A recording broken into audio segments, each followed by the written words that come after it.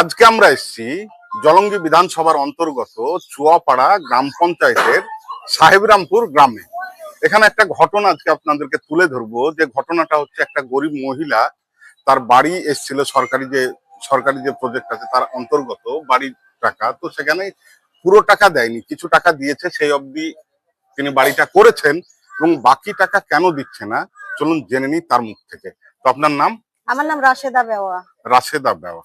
তো যে আপনার ঘরটা দেখছি কমপ্লিট হয়নি, লিন্টন অব্দি গাঁথা হয়েছে, তারপর এখন আর গাঁথা মানে কাজ করেননি কেন? আমাকে 60,000 টাকা দিয়েছিল আর বাকি 60,000 টাকা দেয়নি। এটা হচ্ছে টাকা চেয়েছিল, ওরা টাকা দেয়নি, ওই জন্য হচ্ছে আমাকে বাকি টাকাটা দেয়নি। আজ 7 বছর হয়ে গেল এই টাকাটা আমাকে আর দেয়নি। মানে প্রথম কিস্তির 60,000 টাকা পেয়েছিলেন? প্রথম কিস্তির 60,000 টাকা দিয়েছে আর 60,000 টাকা আমাকে দেয়নি। আমাকে বলেছে টাকা চেয়েছিল, রকি চেয়েছিল টাকা, রকি প্রধান টাকা চেয়েছিল। আর রাজ্জাকের কাছে গেছি, এমএলএ রাজ্জাকের কাছে গেছি, রাজ্জাকও বলেছে আমি ওসব দেখতে পারবো না। কতদিন গেছি রাজ্জাককে, ফোন করেছি, এটা সত্যি যে আমি একদম কতবার ফোন করেছি রাজ্জাককে, তাও রাজ্জাক এলাও করে। ভিডিওর কাছে জাননি? ভিডিওর কাছে তো অনেকবার, না হলে 10খানা লিখিত দিয়েছি, তাও ভিডিও খালি বলে দিব দিব দিব দিব দিব করে দেয় না, কিচ্ছু বলে না। ও ভিডিও অধেরে হয়ে কাজ করে, রকির হয়ে কাজ করে। একমাত্র আপনি পয়সা দিতে পারেননি বলে? পয়সা দেয়নি, পয়সা আমাকে চাইছিল হচ্ছে 20,000 টাকা চাইছিল, তাও আমার 10,000 দেওয়া হয়েছে, বাকি 10,000 আমি দেব না বলেছি, তার জন্য আমার টাকা দেয়নি। এইরকম তো এলাকায় আরো অনেকজন ঘর পেয়েছে, অনেকজনের পাকা বাড়ি, তারা ঘর পাইছে, কেউ বাথরুম করেছে, কেউ পাঁচির দিয়েছে, সব করেছে, তাদেরকে দিয়েছে, তারা টাকা দিয়েছে যে 20,000 করে, 20,000 30,000 হ্যাঁ দিয়েছে। হ্যাঁ, আর আমি হলো টাকা দিইনি, ওই জন্য আমার টাকাটা বাকি। আমি গরিব মানুষ, আমি দেখেন ছাগল পুষি খাই, ছাগল পুষি সব করি, আমি গরিব মানুষ, দেখেন আমাকে টাকা দেয়নি, আমার টাকা সব আটকে দিয়েছে। মানে ভিডিওর কাছে যখনই জানেন তখনই বলেন হ্যাঁ দিচ্ছি, তাই করব, কিন্তু মেনই হচ্ছে যে আপনি দুর্নীতির ওই 20,000 টাকা দেননি না। ওই 20,000 টাকা আমি দেইনি, 10,000 টাকা আমি তাও দিয়েছিলাম, তাও আমাকে আর ঘুরি দেয়নি। আমার বাকি 10,000 এর জন্য আমাকে আর ঘর দেয়নি, টাকা দেয়নি।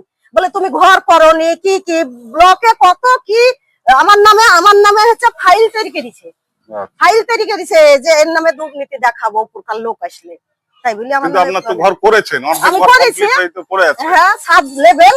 আমি ঘরটা আমার একটু ভুল ভ্রান্তি যাই হোক না কেন, ওরা টাকা দিবে না কেন? আমি বড় করে ঘরেছি, আমার নিজের টাকা দিয়ে ঘরটা বড় করেছি, কেন টাকা দিবে না? দেয়নি। ওরা তুলে দিদিকে বলো নম্বরে কতবার, নাহলে 50 বার ফোন করেছি, দিদিকে বলো নম্বরে, এক ডাকে অভিষেকে সব ফোন করেছি। ওখানে কি বলেছে? দেখবো বলে আর দেখে না, দেখবো বলে আর দেখে না, না দেখবো বলে আর দেখে না, সব করেছি। তাহলে আপনার চিন্তা ভাবনা কি, যদি টাকা না পান তাহলে কি করবেন? চিন্তা ভাবনা না পালে আমাকে টাকা দিবে না, তো আর দিবাই না, বলে দিয়েছে, বলেই দিয়েছে যে রকি বলে দিয়েছে, টাকা খাই লিয়েছে, ওরা তুইলে খাই লিয়েছে, টাকা দিবে না। আমি এখন লোন করব, একটা লোন নিব, বন্ধন থেকে লোন নি, তাই ভাবছি। এটাই মানে এর সঙ্গে পঞ্চায়েতের যে সহায়ক আছে, বিডিও আছে, সবাই জড়িত, সবার কাছে গেছি, যে সবাই জড়িত। হ্যাঁ, আমার টাকা দেওয়ার পরে ওই যারা টাকা ছাড়ে তাদের কাছে কতবার গেছি, তারা বলে আমাদের হাত পা বাঁধা, আমাদের অফিস আমাদেরকে চাপ দেয়, আমরা ওর টাকা দিতে পারবো না, এসব বলে। রকি চাপ দেয়, তাই বলি। হ্যাঁ, রকি চাপ দেয়, আমরা টাকা দিব না। যে মনিরুল, হ্যাঁ, এখন তো রকির বউ মনে হয় প্রধান নাকি? হ্যাঁ, রকির বউ প্রধান, আর ও হচ্ছে পঞ্চায়েত সমিতির মেম্বার। পঞ্চায়েত সমিতির মেম্বার হয়েছে বোধহয়, পঞ্চায়েত সমিতির মেম্বার। তো দেখতে পেলেন প্রিয় দর্শক, যে একটা গরিব মানুষ, তারা হচ্ছে গিয়ে তার বাড়ি পাওয়ার জন্য সব জায়গায় গিয়েছে, কিন্তু তার কেউ কথা শুনেনি। সব জায়গায় আবার আমাদের রাজ্যের মাননীয় মুখ্যমন্ত্রী তিনি বলেন যে তিনি নাকি সংখ্যালঘুদের দরদি।